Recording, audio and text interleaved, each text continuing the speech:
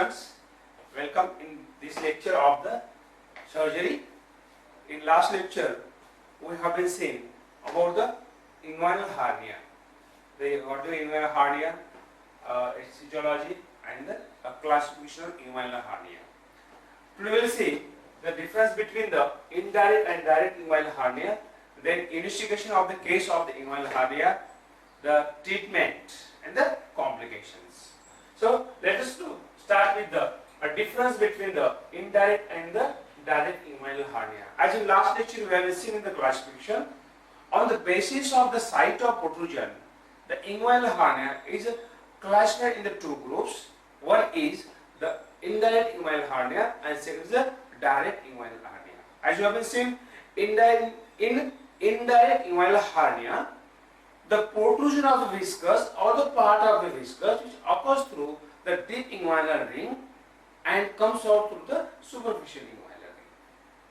While in case of the direct inguinal hernia, the protrusion of the viscus or the part of the viscus, it takes place through the weak part of the posterior wall of the inguinal canal, that is through the Hazelback triangle. You understood? Then see the difference between this. How to differentiate the indirect inguinal hernia from the direct inguinal hernia clinically? These are the clinical differences are there. First one, that difference is as an age, the indirect inguinal hernia can occur at any age. It can occur at any age, while direct inguinal hernia is most commonly occurs after the age of 40 years, and it is uncommon before the age of 40 years. Why? Because this hernia occurs in persons where the musculature is weak musculature, and usually in most of the people the musculature becomes weak after the age of the 40 years, and before the age of 40 years the musculature is strong. So that's why it is uncommon before the age of 40 years. Commonly occurs after the age of 40 years. Second difference, the indirect inguinal hernia, it commonly occurs in the male, most common in the male, but it is not uncommon in the female. It also occurs frequently in the female also. While the direct inguinal hernia, it occurs only in the male, not occurs in the female. Then the indirect inguinal hernia, it is unilateral usually. Unilateral, and that's in first decade. In second decade, in latter, it may become the bilateral. But the direct inguinal hernia is always bilateral. It's always or mostly bilateral there. Then fourth one difference, it comes out where in indirect inguinal hernia the protrusion occurs on the straining. The person must have strain, and then protrusion gets occurs there. And once protrusion occurs, it's need to manipulate or to push inside manually. It doesn't go automatically, even the hernia is the reducible. While in case of the direct inguinal hernia, the protrusion comes out, or protrusion occurs just on the standing. And it easily goes or immediately goes when the person lie down or the sleep. So that is another difference. Then regarding the shape of the sac, in case of the indirect inguinal hernia, the sac is either piriform or the oval. But in case of the direct inguinal hernia, the shape of the sac is spherical. Then sixth one difference, on the palpation or investigation or palpation on the what? The top of the hernial sac. In case of indirect hernia, the first of all what we have to do, the palpate and ask the patient to cough. When the patient cough, in case of inguinal hernia, the impulse of the coughing, it fell on the tip of finger. While in case of direct inguinal hernia, it falls on the pulp of finger. Then confirmatory test. It is a confirmatory test to differentiate or to diagnose that either it is indirect inguinal hernia or the direct inguinal hernia. That is a ring occlusion test. What is this test? This test is that where you have to occlude the ring deep inguinal ring with the finger, then injecting the index finger of the surgeon into the deep inguinal ring, isn't it? And ask the patient to cough out. Cough. If on coughing, the protrusion does not occur. If protrusion does not occur, it is an indirect inguinal hernia. And when on coughing, after inhalation into deep inguinal ring, if on coughing, if protrusion occurs, this is a direct inguinal hernia. Direct inguinal hernia. Because in indirect inguinal hernia, the protrusion occurs through deep inguinal ring. And if you occlude the deep inguinal ring, the protrusion doesn't occur.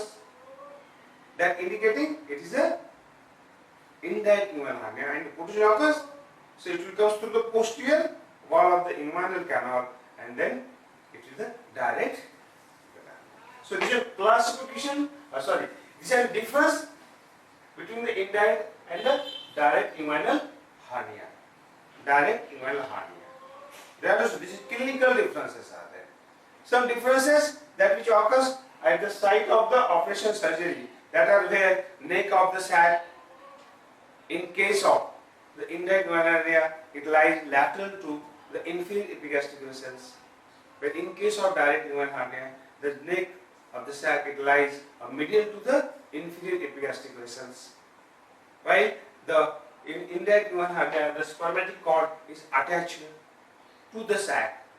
While in case of direct inguinal hernia, the spermatic cord is not attached. Shape of the sac already we have seen. Is this python oval, or in this case, it is the spherical. So that differences are found where on operation when we are going to the surgery. So these are the differences in between the indirect inguinal hernia and the direct. The clinical features of the inguinal hernia: number one, swelling in inguinal region, inguinal or scrotum region. So this is the common. Patient comes commonly with a swelling either into the inguinal region or into the scrotum. Second, pain. Usually uncomplicated hernia is the painless protrusion. Uncomplicated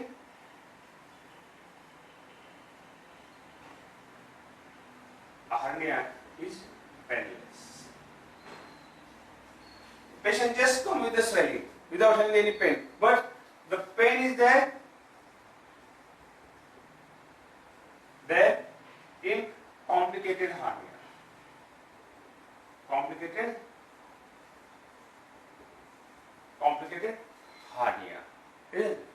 Pain is there, and in complicated hernia, pain is variable. So which is the complication to be there? Third, the swelling may be reducible or irreducible.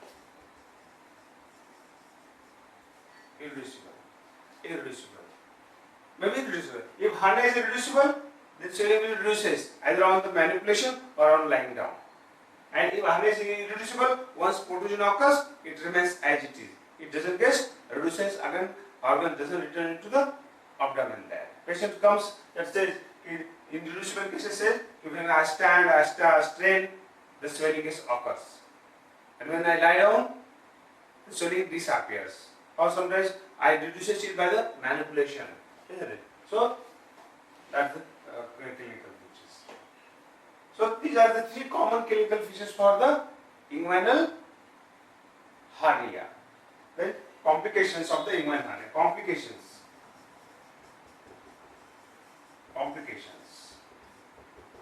of inguinal hernia.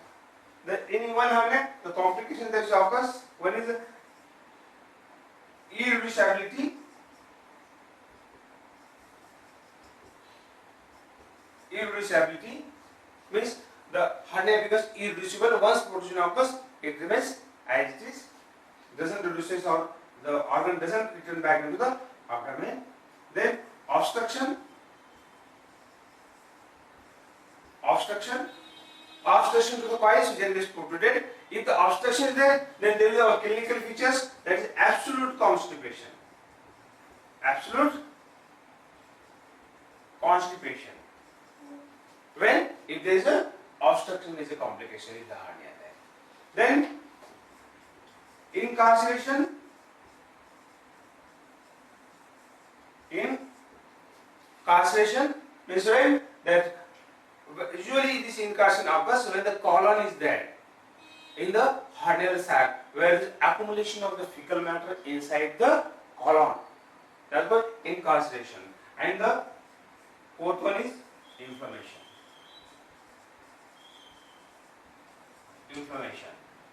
And last one is a strangulation.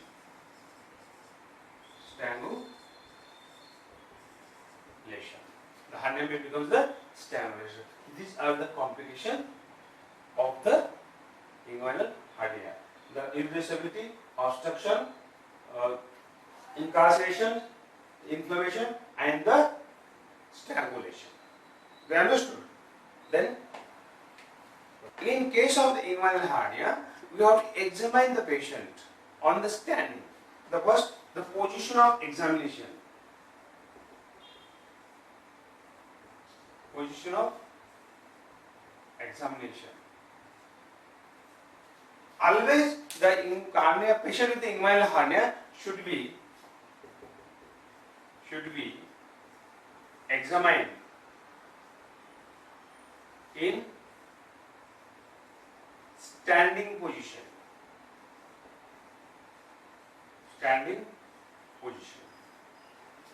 Why is this examined by a standing position? Because as you have been saying, if the hernia is reducible, the hernia may be reduced or swelling may be disappears on the lying down. And if you are going to examine the patient on lying down, it doesn't found any swelling or any protrusion. So that's why the examination of the patient carried out in the standing position, and ask the patient to sit towards the ceiling and the cup, and the examination should be carried out. And what should be seen in the examination? That we have to see the examination first. Is it hernia? Is it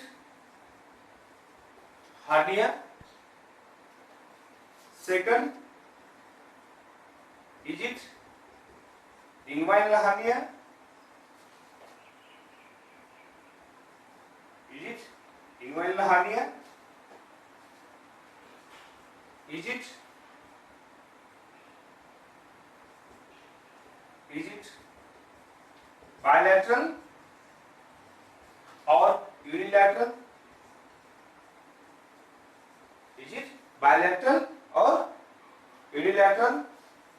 Fourth, is it reducible or irreducible?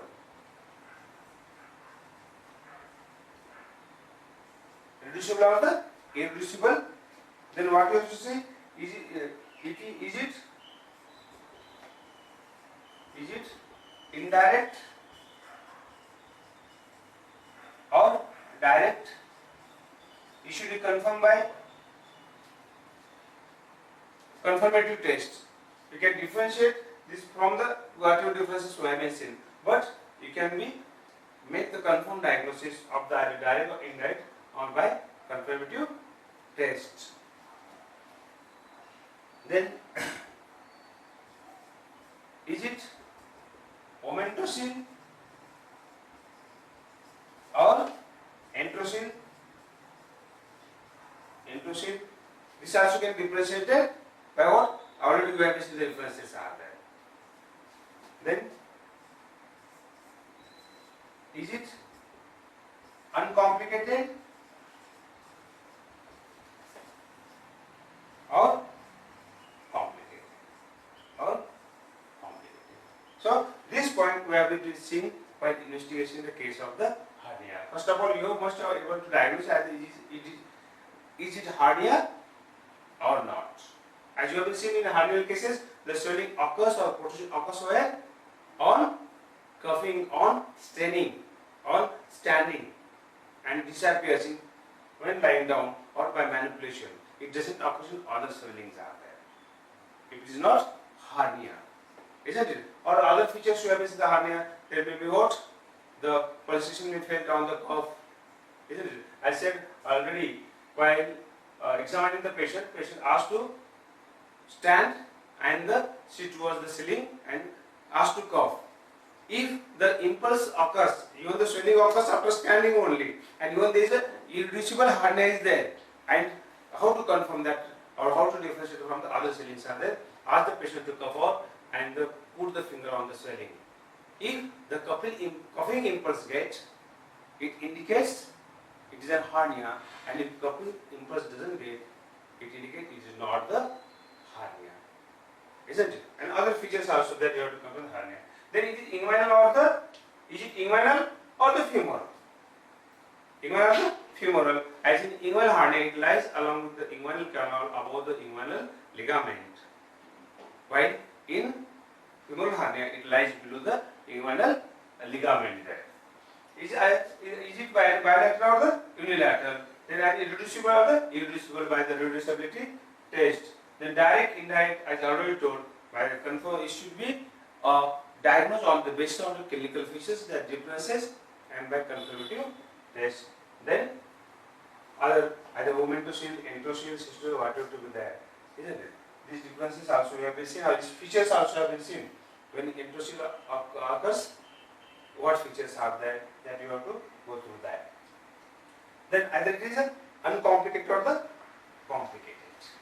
Then treatment of inguinal hernia. Inguinal hernia. Inguinal hernia. The treatment of the inguinal hernia is the two types of treatment. One is conservative treatment.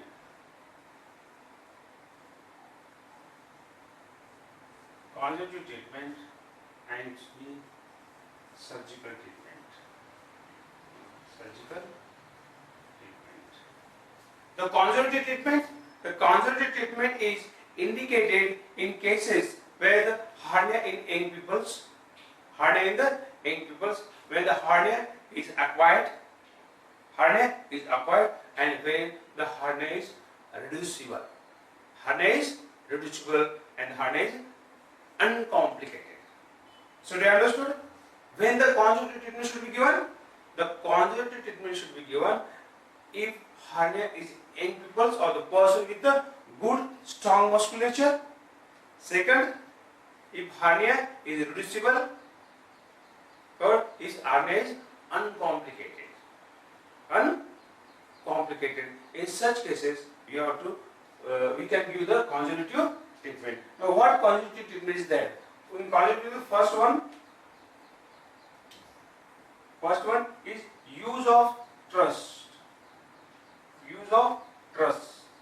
So, support truss should be used. So, if hernia is reduced, after reducing hernia, reduction of the hernia, the truss should be used around the waist, isn't it? So, covering the so truss will be applied or will be exert the pressure over the inguinal canal, inguinal ring, and doesn't allow to go to the viscous or the part of the viscous. Second, treatment of cough if present there. Treatment of constipation. Treatment of constipation. That which cough, if you give the treatment of the cough, the recurrent coughing doesn't produce the or doesn't cause increase in abdominal pressure and doesn't cause the protogen. Similarly, the constipation, if you relieve the constipation, the patient will not need to stand there. Then fourth, advice. The advice to the patient is so avoid the straining. Avoid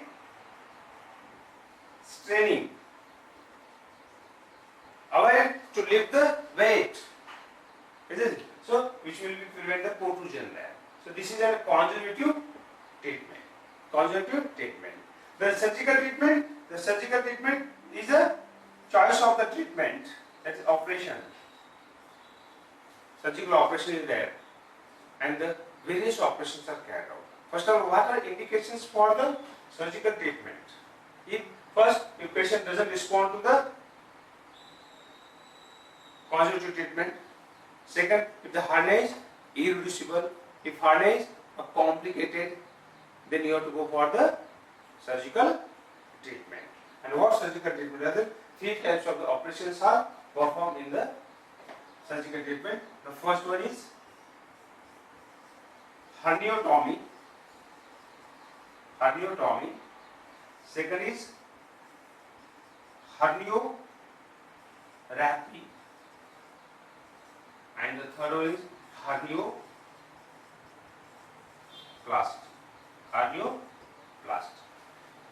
Three types of the surgical procedures are carried out, operations are carried out. First of all, herniotomy. In herniotomy, the exposing and the removal of the hernial sac is carried out. Removal of the or excision of the hernial sac is carried out without any repair. So only the hernial sac is exposed and then it is excised. Now what procedure takes place? This can carry out under the spinal anesthesia or the general anesthesia, and then after doing the anesthesia, the part should be pendant or the swelling, and the hydroswelling, the incision should be taken vertically on the top of the sac, and then sac should be visualized, then sac should be incised, and then content of the sac should be reduced into the abdomen, and then after reduction of this one, this neck of the sac should be tight. And then the sac should be excised. That is a simple operation of the herniotomy. Here repair is not carried out.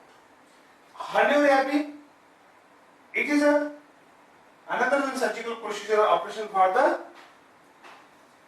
hernia, is that inguinal hernia. In this, the partial repair of the inguinal canal is carried out. So the procedure is similarly what you have to expose the hernial sac by taking the incision over the skin, repeating the same procedure as carried out under GA or the spinal anesthesia. And after exposing the sac, then you have to inside the sac reduce the content, and after reduction of the content, the tying the neck of the sac should be excised. And after excision of the sac, the partial repair of the inguinal canal should be done. In these cases, the partial repair is done by tying the conjoint tendon with the inguinal ligament and strengthening the posterior wall of the inguinal canal and narrowing the inguinal canal, preventing the recurrence of the hernia. So we understood the partial repair. How does the partial repair is carried out? Partial repair is carried out by tying or ligating the conjoint tendon with the inguinal ligament. Then hernoplasty. The hernoplasty, it is a third one treatment or surgical operation for the inguinal hernia, in which the full repair of the inguinal canal is carried out. Repair is carried out. Indications of this hernoplasty, it is carried out in the old age peoples. Second, in the peoples with the very weak musculature, in the peoples with the recurrent inguinal hernia. In these cases, you need the hernoplasty. Here, repair of the whole posterior wall of the inguinal canal is to carried out by either using the Prolene or stainless steel wire, or using the mesh, Prolene mesh, isn't it? So, or maybe by using the heterograft or the autograft.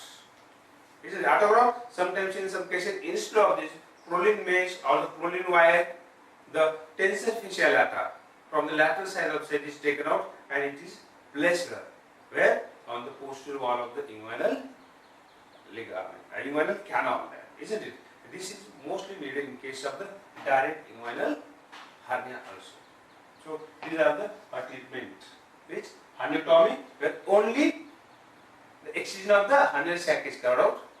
Hernioplasty, in which the partial repair, only the inguinal canal is strengthened and narrowed by what? The ligating conjoint tendon with the inguinal ligament.